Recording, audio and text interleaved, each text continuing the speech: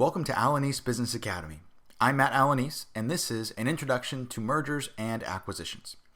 Companies have a few options for achieving growth. The first is by growing organically through the development of new products and production capacity over time. The other option is through what are known as mergers and acquisitions. A merger occurs when two companies agree to combine to form an entirely new company. The two companies will agree on a post-merger name like Exxon and Mobil combining to form ExxonMobil and determine how to structure the new organization as well as staff operations. An acquisition occurs when one company purchases another company. The company that is purchased is then absorbed by the purchasing company and ceases to exist on its own.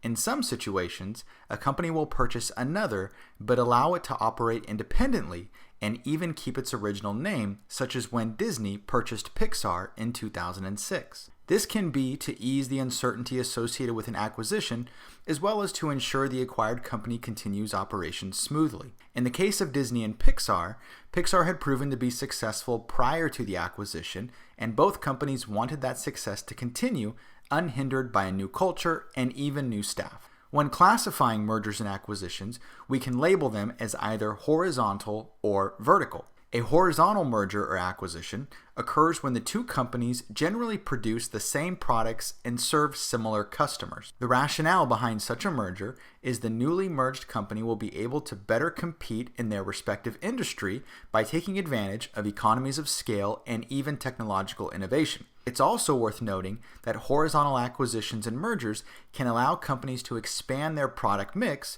and potentially increase revenues by appealing to a wider customer base. Office Depot and OfficeMax, two retailers who sell similar products and serve similar customers, are currently in the process of completing a merger. This merger is meant to allow these companies the opportunity to compete more effectively against internet retail giant Amazon. The joining of Office Depot and OfficeMax is an example of a horizontal merger.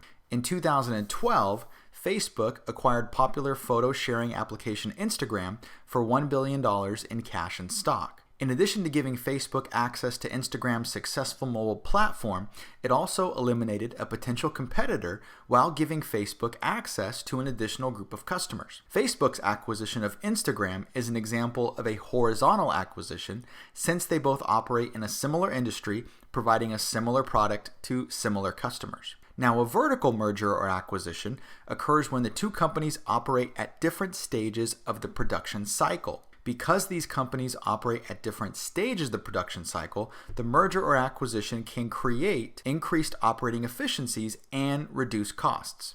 For example, Google purchased Motorola Mobility in 2012 for $12.5 billion. Motorola Mobility is, of course, the manufacturer of handset devices, while Google was beginning to produce and license its Android operating system. In an effort to control both the hardware and software side of selling smartphones, Google acquired Motorola Mobility. This vertical acquisition allowed Google the opportunity to leverage Motorola Mobility's knowledge of the handset market as well as its staff and operations, as opposed to starting from scratch or continuing to rely entirely on other companies for handsets. Coffee giant Starbucks also used a vertical acquisition to expand its offerings of pastries and breads by purchasing San Francisco-based Bay Bread LLC and its La Boulange bakery brand for $100 million in cash in April of this year. Although Starbucks has already sold pastries, this acquisition gave Starbucks control over a key player in the production cycle, the producer.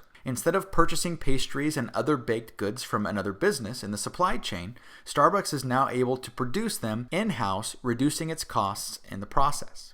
This has been an introduction to mergers and acquisitions. If you have any questions or comments, please be sure to leave them in the comment box below, and I'll do my best to get back to those in a timely fashion. For access to additional business videos, be sure to subscribe to Alanis Business Academy, and also remember to like and share this video with your friends. Thanks for watching.